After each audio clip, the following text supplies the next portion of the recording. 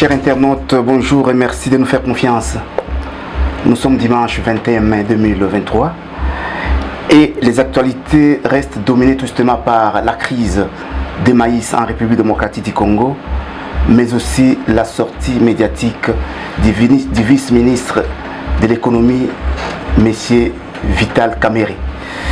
Alors, nous aborderons ensuite l'entrée de la République démocratique du Congo au top 10 des pays les plus riches sur le continent africain par rapport à son produit intérieur brut. Et nous allons effleurer un tout petit peu la marche de l'opposition qui a eu lieu hier à Kinshasa. Hier, c'était le 20 mai 2023.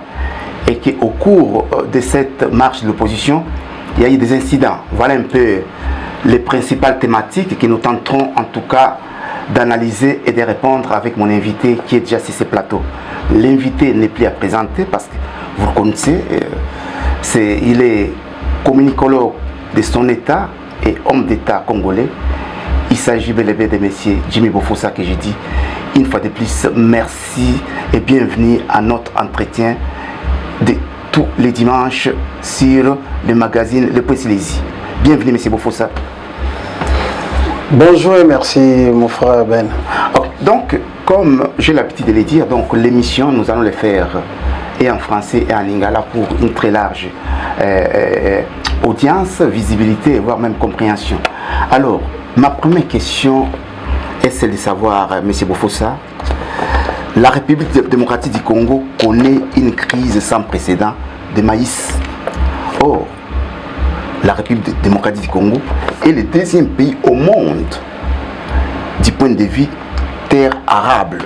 Parce que la RDC regorge 80 millions de terres arables. Alors comment expliquer que un pays qui a 80 millions de terres arables puisse pleurer le maïs, c'est-à-dire puisse aller chercher le maïs dans le pays qui n'ont pas de terre, c'est-à-dire le pourcentage de terres arables comme la RDC. On peut expliquer paradoxe en Andenini, M. Bofossa. À vous la parole. Bon, je commencerai d'abord par saluer tous les compatriotes congolais partout dans le monde et pour les rappeler que en 1960, notre héros national Lumumba était seul et l'ennemi à Congo éliminer les raisons de éviter pour la richesse et je voulais dire aux Congolais que notre chef de l'État, le président Félix Antoine Tshisekedi, n'est pas seul. Il est accompagné et soutenu par son excellence Guy Luando, le ministre d'État et le ministre de l'aménagement du territoire. Donc, il a son parti AREP. Dans le parti AREP, cher à notre excellence ministre d'État Guy Luando, oyo lelo eza ko mobiliser ba peuple nyoso baya na REP adhésion ezali massive na Paris batu nyoso baza se derrière toza ko benga ba compatriotes nyoso ba camarades nyoso ba rejoindre biso. Tout à l'heure on peut sa adresse ya bureau tozuya na Paris toza na Saint-Denis à Anatole France. Voilà. Avant de répondre à la question, on a une information. On a remercié la direction fédérale de la France. Il y a Cordon Abisso, Octave et Foya, Moussala Zosala, Makassi à Paris. Na maman Abisso Evelyne Kouloufa, mobilisatrice et chargée à l'installation à partie. Fils Bokatola, na communicateur Nabisso Steve Bibionko. Donc, Makambo Yozoro Banderonanga ya Maïsi, Ezali Soni, pour Nabisso Congo. Mboka lokola Congo toza mboka moko a vocation mboka moko ezali caractérisé na vocation agricole. Ça veut dire dans Congo lelo tango wana zoka ke tozangi maïs et que délégation mumbaya ya ba ministre bake kolukaka masango na ba mboka muso ezali passe. Nazo continuer kolubaka ke Congo fait comme un pays moko sérieux. Pays fait comme un sérieux pour nani. Pour il faut bateau et bazo diriger mboka. Ba responsabilité na bango. quand on a un gouvernement est là pour avoir des solutions et il y a anticiper même des solutions par rapport à des problèmes il y a peuple. Masango na Congo, moi je crois pas que zangi. Soko na Équateur qu'on n'est pas na biso na Mbandaka, soko leki na Bagisangani, na Bandundu, na Bazaïr. Moi je ne crois pas que ba masango ezangi na mboka na. Mais lelo ezozanga lelo na bakonzi ya mboka Congo, ezaku pona lelo te me bandaka les alini.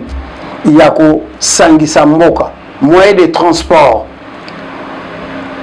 Il y a ko tia peuple na musala peuple nyoso akeni kusala bilanga parce na Congo to mona kitango Mobutu bato wana beta même masolo ba minerete lelo na Congo komaka minere oh bato nyoso so ba ke kusala bilanga bazong si peuple na mabele to kokelela biloko liate ezaneti masango d'Équateur est-ce masango ezangi na Équateur est-ce que lelo na Kinshasa tozamba msuna nzala ya ba pomme de terre est-ce que na Goma pomme de terre ezangi na Kinshasa mamusu tozozanga madeso est-ce que na Kisangani madeso ezali kaka volonté politique ezali te na mboka wana ape soko moni tozana ba ministre bazo kende délégation munene ya ba ministre belé ya kokende koluka masango na étranger ministre agricole toyoka masolo na été ministre ya commerce extérieur tozo kata voix na été mais ezali au juste nini ba kondi ba se ressaisir bazong sa peuple na musala ya bilanga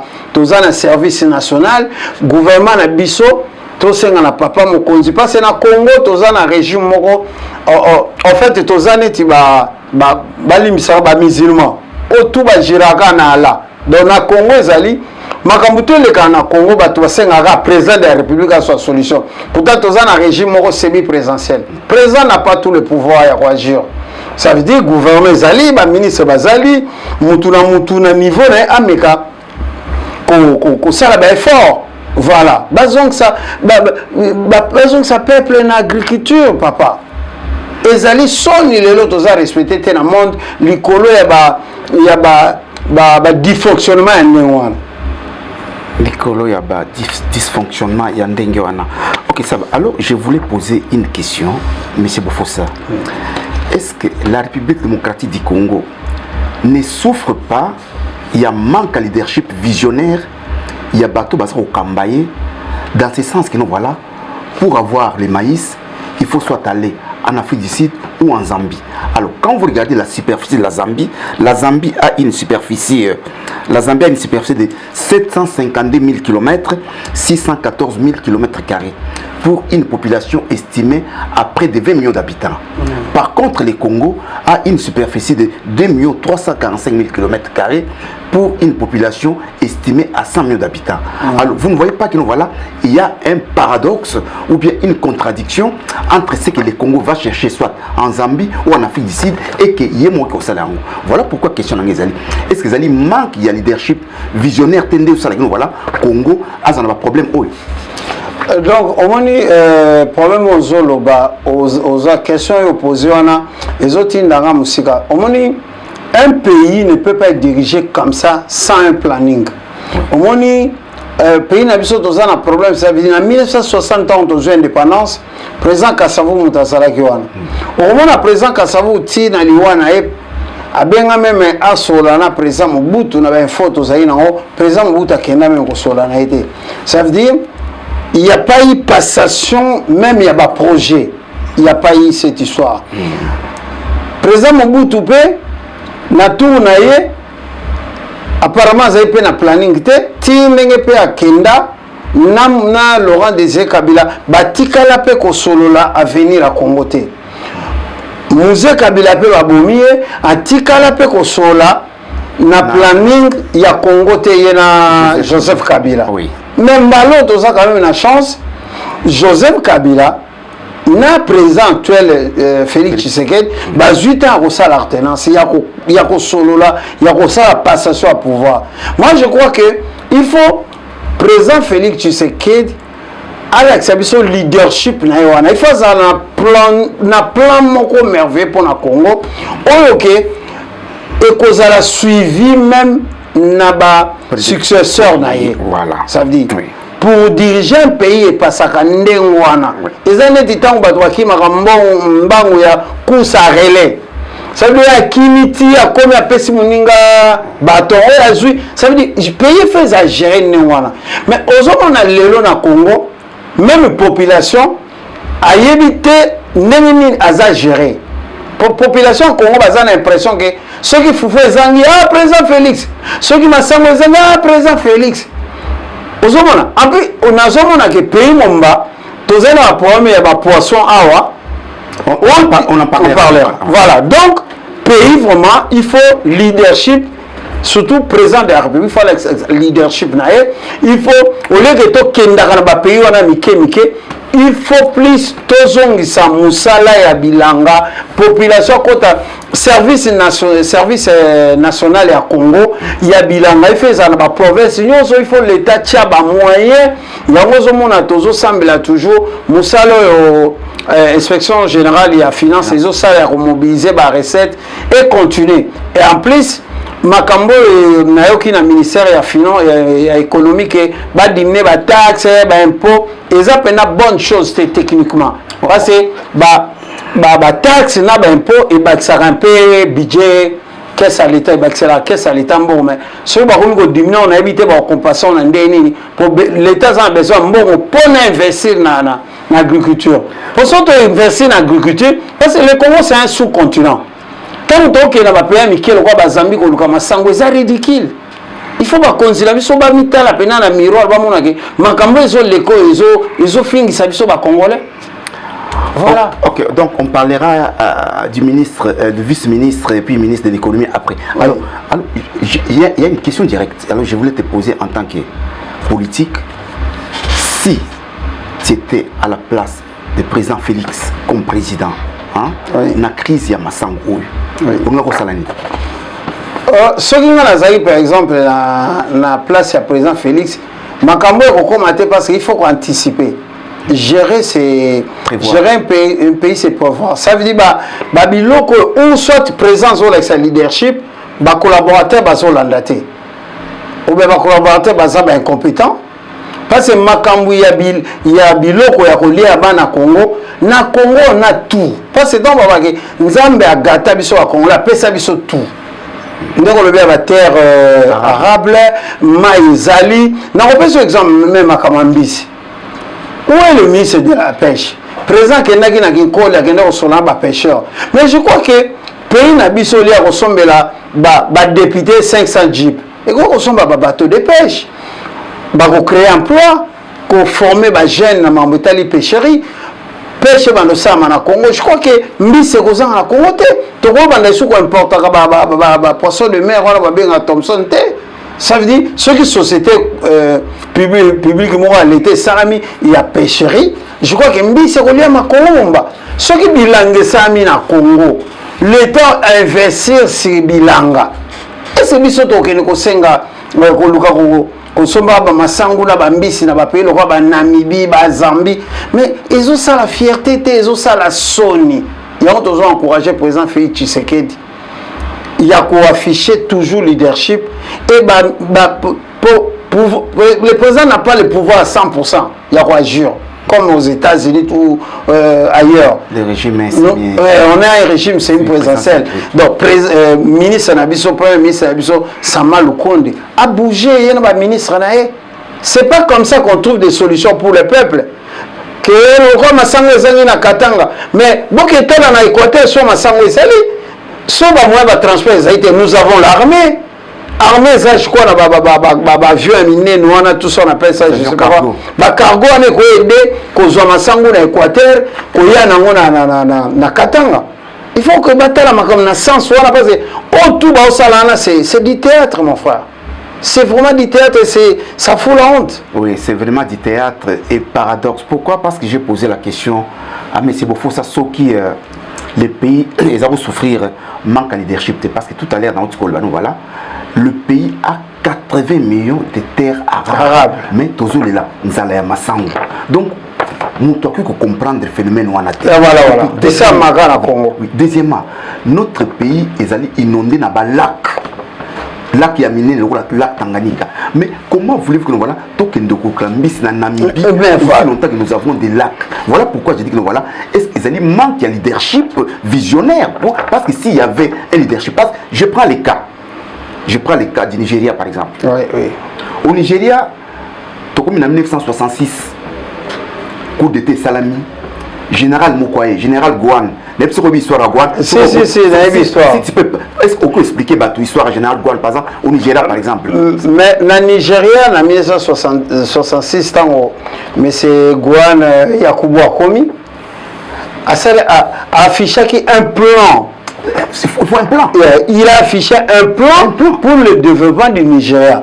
Premièrement, il a réconcilié le peuple. Deuxièmement, après ça qui direction il faut gouvernement et kende pour faire développer le pays. Oui. Et azala qui dure alinga qui médiocrité. Yango lelo mona plan ya Gouane successeur na nyonso ba ya s'appuya na eloko wana. Donc yango mona Congo tant président Kabila asali plan ya modernité. Révolution de la modernité. Révolution de la modernité. Oui. Mais moi j'ai l'impression que le président Kabila a ajouté makamwana pour arriver à président Félix na gouvernement sika au lieu maman va bosser néanmoins. Mais ils allaient dire quoi là? Mais non, mais c'est les Congolais fonctionnent comme ça. Ça veut dire pour la baro motoana sokibo ça veut dire même soka zakana mabena mais makambo ya tiki et qu'on profiter na mboka bon continuer yango ça veut dire continuité de l'état. Projet on président Kabila tikaki moi pour nanga na place là bas il faut pas continuer yango auto continuer na nini ya modernité la continuité de l'état normalement ba projet on président Kabila tikaki ceux qui sont présents sika il faut continuer toujours la ligne on a passé et comme ma pays na développement. Oui. Même ceux qui président Kabila azana ba mabena e mususu mais na cadre il y a hommes d'État. Les hommes d'État, c'est les gens qui pensent à l'avenir de Yamboka. Oui. Ça veut dire il faut continuer. Mais sauf au monde des politiciens à Congo, pas souvent dans les politiques, parce qu'ils veulent que leurs intérêts. Donc, même ceux qui m'attendent en pognon, dans le gouvernement, dans le président Kabila. C'est ça qui a été. Mais quand les alliés planning, il y a bien. Mais bien, il y a ça là. On est au Luka Robande la Moussousou. Ça veut dire, au moins, il y a ça à Congo. Ministre Moko, par exemple, ministre, il y a tourisme, par exemple. Par exemple, non, tout ça, ministre de la Finance. Oui. C'est tout ce qui se passe aujourd'hui, partout financière, comment mobiliser la recette à l'été quota, lutter contre la corruption, tout ça, fraude. Mais les gens qui sont du seul président Félix Alongwe, gouverneur Roya, et qui ça veut dire le Congo, je ne sais pas comment tu vas concevoir gestion un pays. Mais c'est ça, voilà pourquoi on a aux hommes politiques. Demain, tu seras appelé à diriger ces pays. Pour vous n'arrivez pas à suivre. Non, mais le problème est à la classe politique. Classe politique, ils ont raisonné pour la population.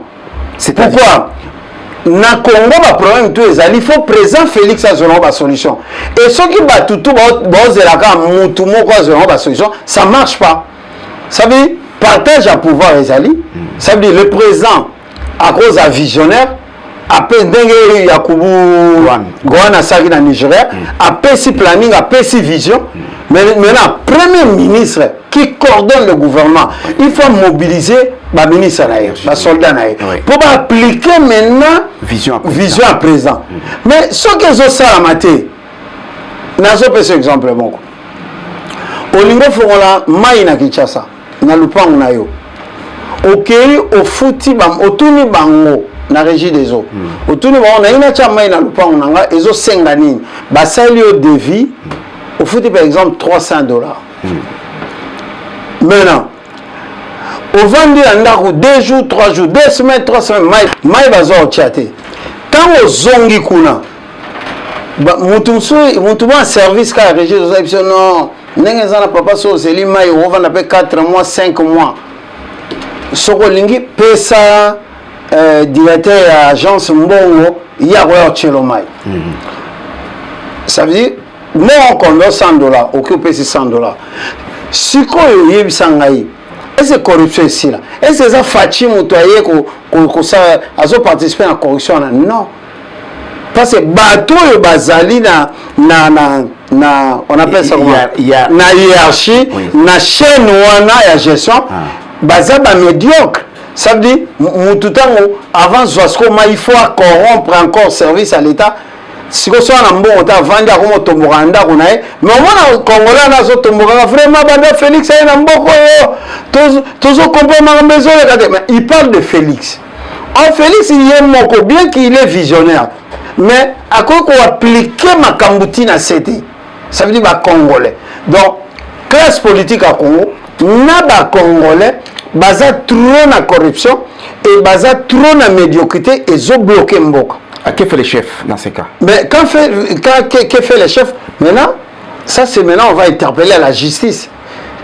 Quand on va au Kangabato, on va la justice. Ok, si on a la justice, on a cancer et la corruption pétonda. Moutouana va au Kanga, chef a tient l'amour à justice. Justice le besoin bon on a attiqué moutouana. C'est quoi? Et donc on a ce qu'on mboka moyen est avancé et zaté.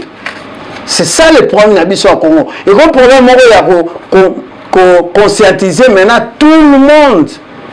Et le ministre, et le premier ministre, et le directeur, et le PDG. Mais il faut mobiliser maintenant. C'est un gros travail. Il y a un moment où hier, le monde a été seul. Mais aujourd'hui, le président Félix n'est pas seul. Il a beaucoup de Congolais qui parlent du Congo, qui parlent na makambo tozo Sibir, il y a agression, il y a prédation, ça veut dire tozo continuer comment il faut gestion en Mboke Salama. Donc voilà la chance qu'a le Congo. À part d'avoir le président Félix qui a la bonne volonté, à zapper dans le peuple bénévolement, on se mobiliser pour nous expliquer, mais il reste que bateau Bazali na Congo, la direction ya Mboka va changer. Voilà. Ok, donc je tiens à rappeler que nous voilà gérer ça aujourd'hui, 21 mai 2023. Monsieur Bofossa, communicologue de son État et homme d'État congolais au sein de la diaspora.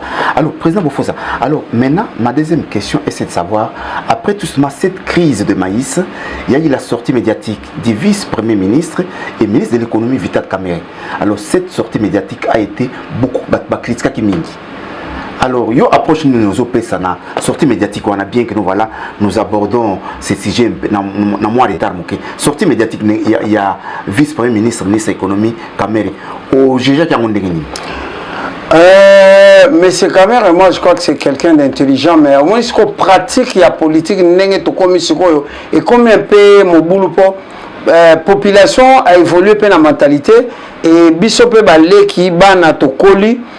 Comment comprendre comment gérer la chose publique. Oui. Il y a un moment sortie médiatique et bimabé. Et bimabé parce que quand on parle de Masango Zangi, Boena Boye, yo ministre économie, on va dire qu'on explique bateau. Mais l'explication, on se peuple a trouvé une normalité. Parce que tout le monde a même ministre à commerce extérieur à Yohanate, ministre agriculture à Zate.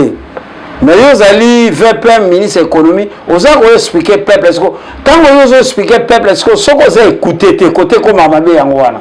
Parce que pour écouter, vous allez éthique morale, on a passé na yo, on a sali. Ça veut dire que papa soko saïté ma bamabé même nandaku, ba message au passé pas ba noé les kaisouté.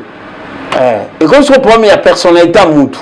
Na makambo bozo sala. Au moins, nous apprenons que Bakenda qui par exemple na Zambie, Bakenda Lukande ba privé, bateau ba agriculteur privé pour ba son masango.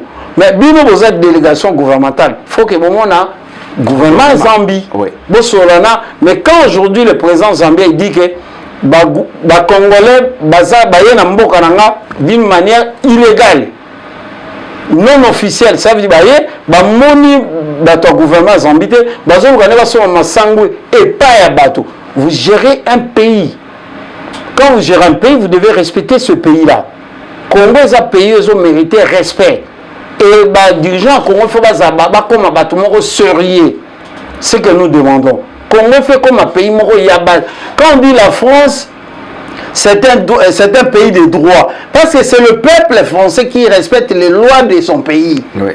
Surtout le Congo comme un pays sérieux, ça veut dire que les dirigeants congolais, il faut que les dirigeants sérieux, un peu peuple à Rolanda. Mais quand vous n'êtes pas sérieux, vous devenez inaudible. Personne ne va vous entendre, vous suivre. Ça veut dire c'est ça ce qui se passe avec M. Vital Kamerhe. Ça veut dire que Makambo Sala.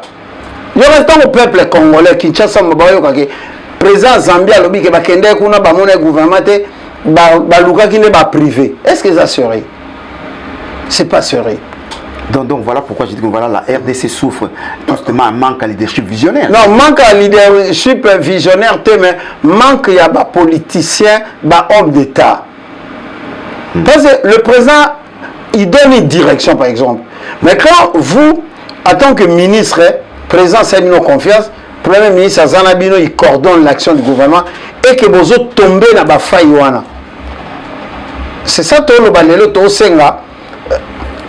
Rajeunissement ou changement donc où il faut pousser ça veut dire il faut pas parce que rajeunissement en classe politique ça veut dire tous les ministre à Sika la génération à Sika le quoi Jean-Pierre Liao.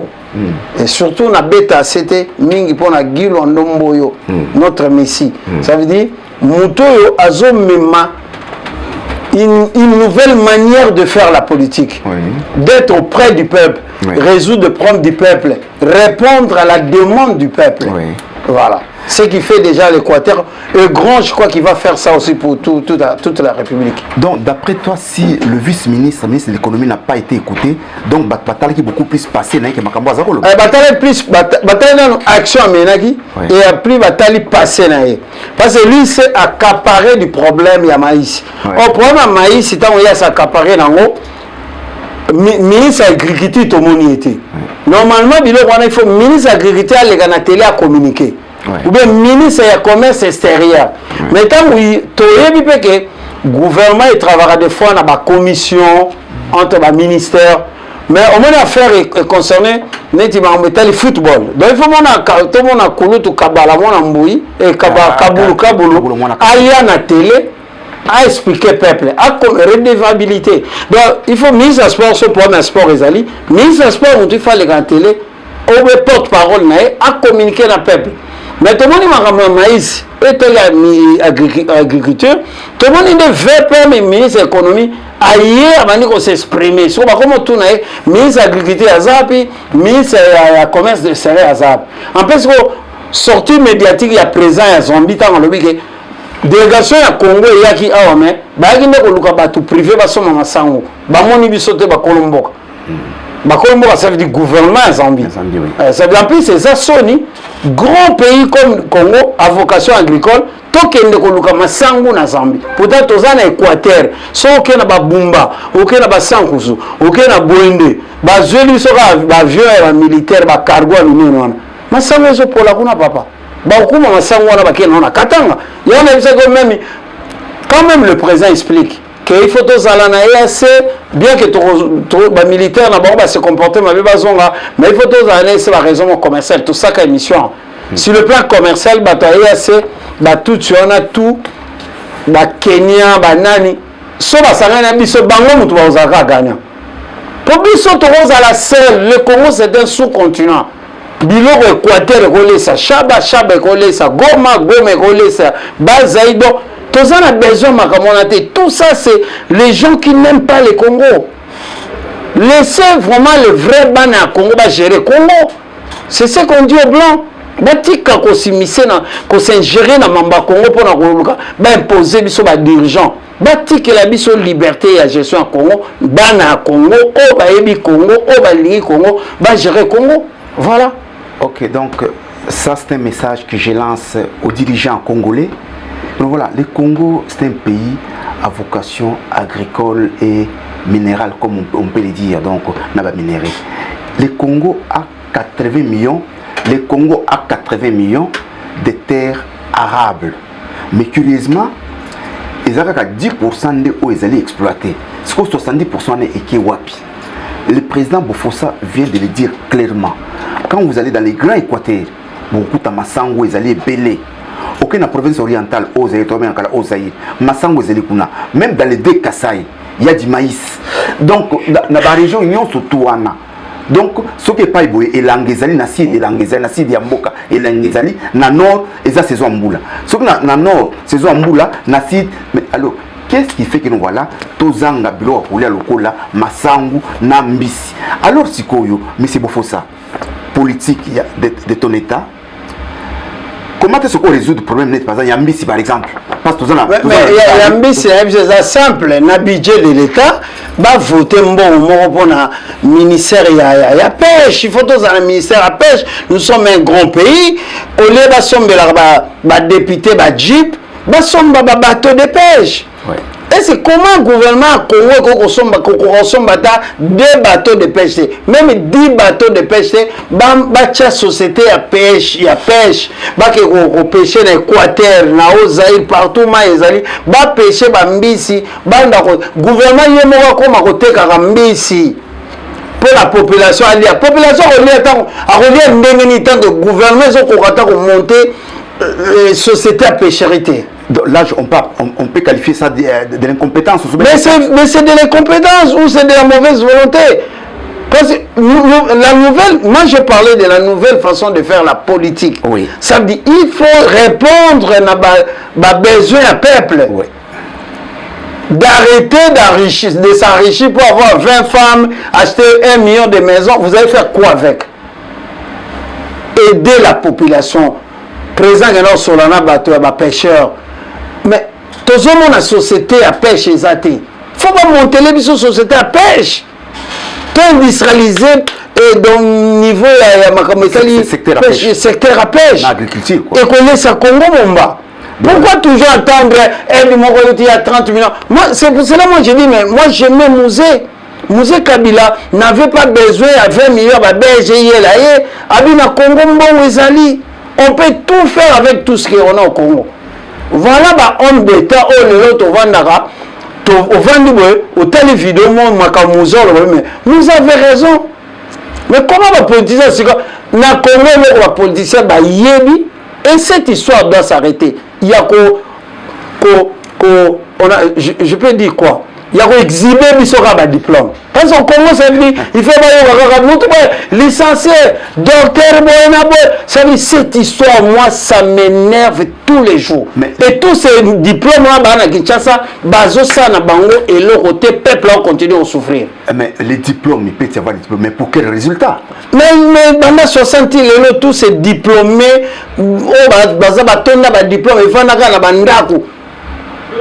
il y a beaucoup de gens qui ont des diplômes depuis 60 ans au Congo, qui ils ne sont pas recyclés, mis à jour. Ils on a 2023. On leur demande de faire une société à pêcherie pour le peuple. Est-ce que ces gens-là ils sont normaux? Parce que les gens peut-être comprendre. Facile. Mais c'est la honte. Ça fait la honte. D'aller acheter un bis dans Namibie. Mais c'est dans Namibie, na musika banda ko banga Congo ya kusangate. Est-ce que Zambie ko lo ba congolais? Hein? On va aller ba benga ba congolais partout. Okoyoka na Angola ba refule ba congolais, na Brazza ba refule, mais bisoton mais c'est Moïse Tchombe alaka. Il a chassé des Congolais de Brazzaville à Kinshasa. C'est des gens qui venaient travailler à Kinshasa. Il a chassé les Sénégalais. Voilà la différence maintenant.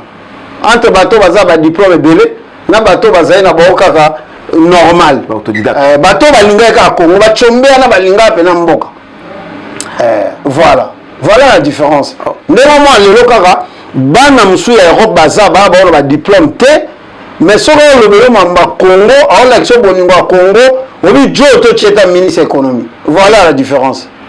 Ok, parce que nous sommes toujours dans les domaines économiques, alors nous ne pouvons pas passer sans pour autant parler tout justement de l'entrée de la République démocratique du Congo au sein des top 10 des pays africains le plus riches, compte tenu par rapport à leurs produits intérieurs bruts. Il y a des hommes d'État, Congo est côté dans le top 10. Il y a des pays le plus riches d'Afrique. Ce n'est pas le Congo qui a publié les rapports, mais Ali Fonds monétaire international. Alors, un commentaire là-dessus. On a félicité le leadership la président Félix. Au moment où Banda a instauré qui état de siège et ça les pays le roi Rwanda moyen battre kalisusu contraint zalité moyen battre kalisu or ezate pour bon bazeka ba miyibi. Si vous le avez bloqué, mututu pas somba contrat pour somba or faya na Congo. Ça veut dire ça les cas que malgré guerre ali malgré agression ezali mais miyibi le quoi ba yiba isouté.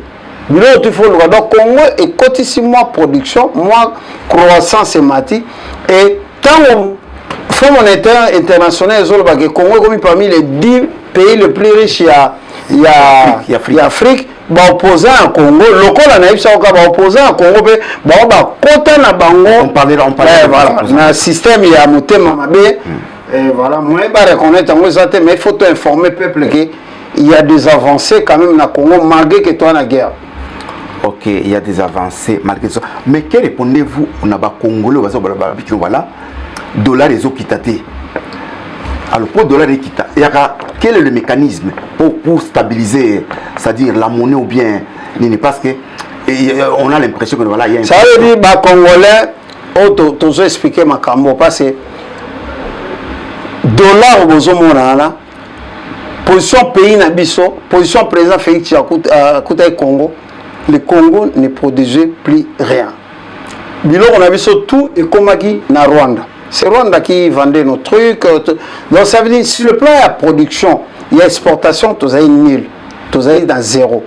Maintenant, bah, il faut t'expliquer, dollar les alliés, monnaie de référence oui. Dans le commerce international. Maintenant, ceux qui bino bozo produit, n'a bino rien.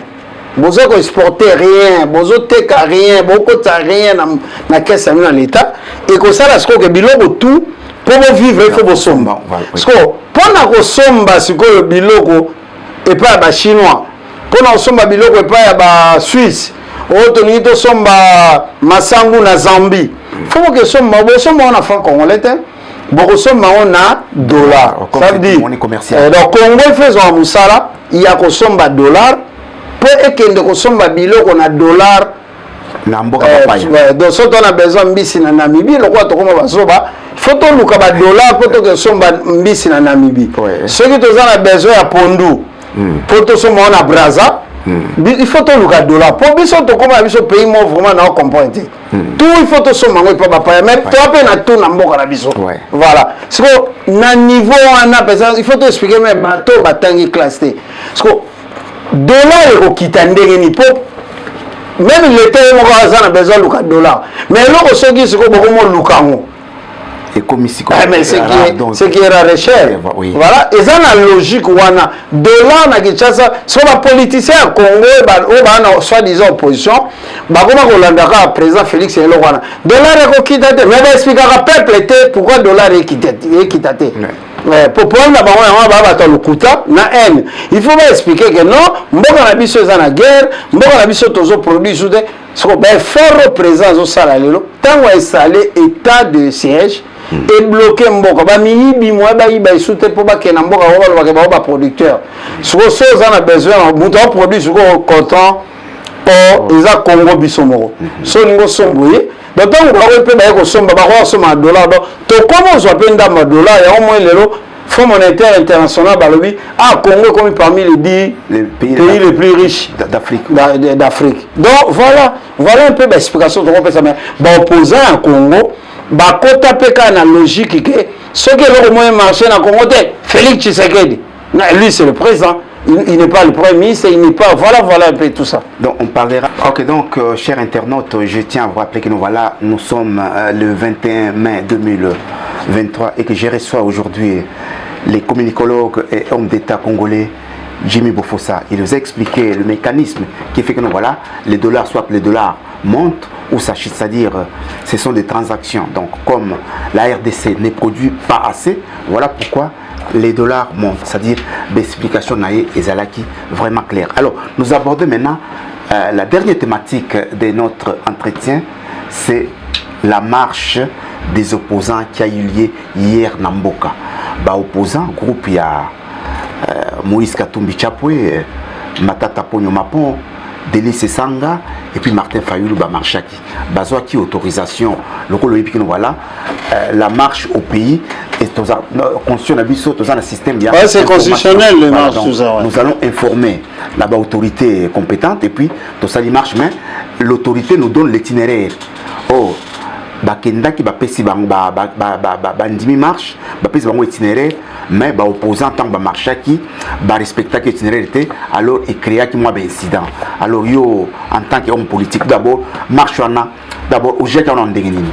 D'abord na tuna qui raison marche wana, namoni monsieur Matata Ponya zoloba oh dictature s'installer na Congo, la mauvaise gérance. Est-ce qu'on Nathalie monsieur Matata Ponyo Azali ancien premier ministre à Congo, Nathan et à président Kabila. Et à lobby que dictature est continue à Congo même temps à Kabila les a raté. Marche na bangona na moina balaxi mutu moteke azoki ou be bakati mutu liboko non ba basalaki. Est-ce que bato azoka ki ndenge tangu yi bango ya zaka premier ministre ndenge ba betaka basango ndenge batika basango mitakala ndenge ba bomaka Rosimu Kendi. Nde babomaka maman na biso na Kapangala. Thérèse Kapangala. Non. Donc tant que Congo fait comme un pays à bateau baza Congo est comme un pays mon sérieux, ça veut dire il faut tous un bateau bazo habiter na Congo ba comme un sérieux. Matin t'as pas une fois comme un homme sérieux, mais c'est Fayoulou lui fait comme un mutumoko sérieux. Denis Sanga un ancien rebelle, il faut comme un mutumoko sérieux et enfin na Katumbi. Katumbi, président Kabila Boyaka Kota Congo, Asuka na frontière na Kasumbalesa. Na Zambie, oui. Ba traité même d'étrangers déjà. Et ba traité de Mutateka Jésinani. Jida. Mais président Félix Tangobi présent à Sengi, à Lobine, moi Namboka, Zonga Namboka. Ben fait la démocratie à moi. Katumbi a Zonga Namboka, ba tche batune ba ministre. Mais non, même Katumbi a lobby, bazo marché parce que Félix a commis dictateur et que Félix a géré Mbokababe. Et c'est Batouana. Batouana Denis Sanga. Ba voté na Kasai Kuna na étiquette IDPS. Akoma député pas il va comme ministre Babi, non zala vice ministre to chamuto ministre atomboka. Il est là comme opposant. So est-ce que na Congo constitution abiso ils permettent opposition moko républicaine et ça là. Il faut battre na exception na 4 ans où le président Félix a dirigé Congo. Bango opposition va proposer nini. Voilà. Parce que mais c'est Fayoulou et là il a proposé ba Congolais kaka nenga kotisi entre ba Congolais. Na lokuta pour makambu ya peuple ba proposer la bango rien.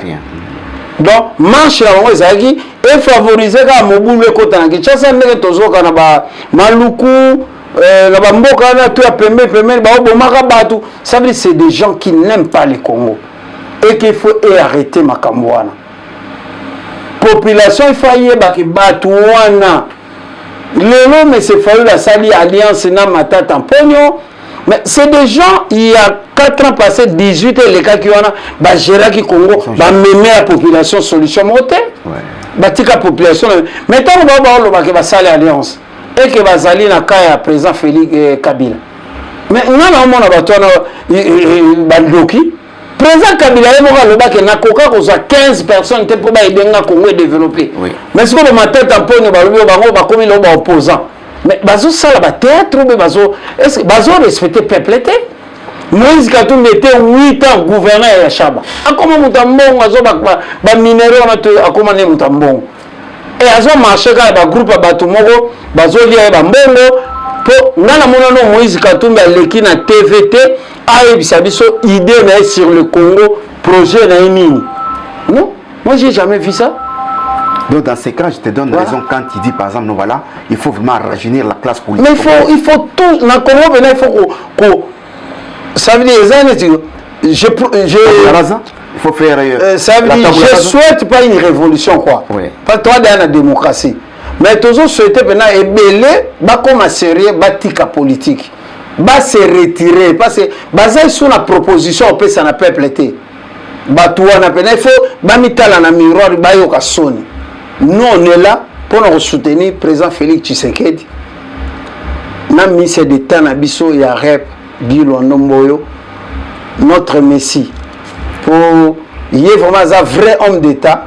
Oyo azo penser pour l'avenir en mboka taka biso bato Équateur tozala pena abandonné quoi bato ya 32 ans code de 32 donc biso pena basundela biso ça veut dire na mbandaka veut dire vélo de ça va transport donc mais lelo avec Guy Londo sentir que président Félix Tshisekedi a remonté mbandaka akepe ko s'enrôler kuna ba fête ya ba maman année passée mon epena ke na mbandaka réunion ya ba gouverneur na mbandaka ça veut dire lelo grâce à Guy Londo espoir ekoti pe espoir ekota pe pona bana Congo nyonso. Ah non mais ko considérer Guy Londo te ka lokola moi en Équateur c'est pour toute la République. Non mais c'est ce que je dis, c'est notre Messie mais il va bénéficier toute l'Argentine. Ça veut dire Messi azana na province azako appartenir à l'Argentine. Ouais. Donc Guy Londo pe azana nous même moi na Nzambe azape na ba famille na village na e. Ça veut dire Guy Londo azana nous ya biso. Ouais. Bale grand Équateur. Azana nous ndeko na biso ngompame. Biso soto soutenir na volonté ya zanango na bolingo ya Congo ya zanango. Nega osana Équateur. Nenge pas osala comme ministre d'État et aménagement dans Mouto Azobongsa Congo. Faut pas ça à temps, batamité mabe batika lokuta. On a grand leader na biso Équateur biso tout à derrière. Donc politique on a zo mener au Congo mba pas ça là déjà. Donc voilà. Ok, chers internautes, nous sommes à la fin de notre entretien. En tout cas, merci en tout cas de suivre. Mais je ne pourrais pas finir cet entretien sans toutefois couper ça au dernier mot au cas pour s'adresser na sympathie. Nous allons remercier d'abord son excellence Guy Londo Mboyo. Na musala nyoso sala pona Congo et puis pona biso bana Équateur. Donc nazotia tous ces détracteurs on a bazolo kaba déstabiliser arep que bon stopper pour tokotika la bino tenter pour retoucher Guy Londo a romona mais c'est bofosa nanzela na ye na bana tout biso nyonso baseka Guy Londo toza derrière ye tokotika tenter pe Congo mba ekotika tenter parce que na Congo il faut apprendre à protéger ba champion bateau baza ba valeur bateau baza ko zapembe na peuple il faut tous adhérer bango pour mboka ne ke liboso. Donc on peut sambote na cordon octave on peut sambote na maman na biso waza ko mobiliser vraiment bateau na Paris awa on a rep maman Evelyne Kulfa fils Bokato la Steve Bompioko on peut sambote na grand réalisateur na biso papa Edino Image na peut sambote na Nkumu Kivet na Congo Promo na Kinshasa ndeko toza ensemble na papa bosaka na émission Kenzamba apambola bino Yves Genda ndeko nanga Yves Genda na pese bambote mama Abigail na pese bambote na dynamique na mobimba na pesi Serge Bamba mbote na pesi mama Brigitte Yurek Afombote na pesi Charles Matomi na mbote otu bato a rep na pesi vie na ngai seko feta Virginie Fonge bambote trop beaucoup laka tous ensemble voilà donc na saluer pe famille na mobimba na Kinshasa pe na bamboka nyonso basali mbote na remercier pe yo papa journaliste Ben na musala ozosala pona Congo tous ensemble tous continuer ka musala kolobela Congo. Ok, donc quant à moi je vous dis un très grand merci, j'espère vous retrouver la semaine prochaine pour un nouveau numéro. Mais avant de finir, j'ai dit un grand merci à Edino Image et à Maître Rémi qui nous ont vraiment aidés à réaliser cet entretien. J'espère vous retrouver les dimanches prochains dans un nouveau numéro. Cela dit, portez-vous bien et à la semaine prochaine. Au revoir.